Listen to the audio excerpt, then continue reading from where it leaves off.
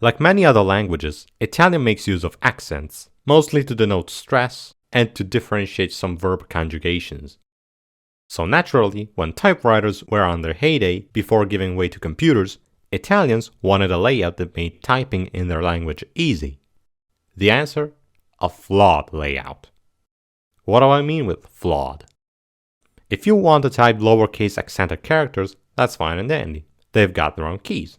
But let's say you're trying to start a full sentence with the third person of the present indicative form of the verb to be. Or maybe an all caps title with a word that features an accented vowel. And that's where the standard layout disintegrates into a blubbering mess of awkwardness. You can't type uppercase accented characters with shift or caps lock or through a dead key that isn't there. Now this isn't really a problem on Mac, since you can type Alt and 8 or Alt and 9 and then the letter you want to type, functioning as a de facto dead key, one of some aspects of Macs I appreciate. On Linux or GNU Linux or whatever the heck its name is, you press caps lock and then the accented character of your choice. On smartphones, a menu pops up and you can choose the accented letter from there. What if you're on Windows?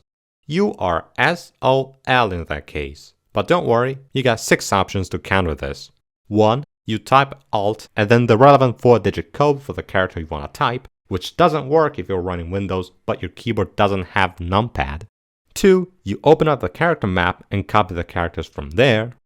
3. You type the alternative with the apostrophe instead, which is against editorial guidelines and just makes you look like an idiot. 4. You set up some programs to autocorrect some combinations to display the correct characters. 5. You set up an alternate layout that comes with the correct characters, directly or through dead keys, such as QWERTY US-International and Beppo. Or 6. You download the keyboard layout editor, take like 9 seconds to learn how to use it, and make yourself a layout that fixes this problem, which is what I did. But the thing is, you shouldn't have to do any of this. You should be able to type them directly on your keyboard. It should be working with you, not against you.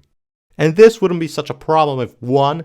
The grave accented didn't cover a critical role in the Italian language, and 2. You could at least use a single dead key to get the uppercase accented letters. This becomes all the more baffling if you take into account that this problem doesn't exist on the layouts for other languages, such as French, Spanish, and German. Alright, you may be asking for some consolation, so here we go. You can type the euro symbol with 2 different key combinations. But unless one of those 2 keys stops working for some reason, it's not gonna do you any good. Oh? What's that? Wait a minute, Phil. You mentioned typewriters at the beginning of this video. What about them? Do they have the same problem? I regret to inform that yes, they have the same problem of not being able to type uppercase accented letters. Now, I assume that this was done on typewriters because of physical and mechanical restrictions or something. But the fact that IBM or Microsoft didn't bother to fix it is simply inexcusable. That's my rant for today. Philbite out.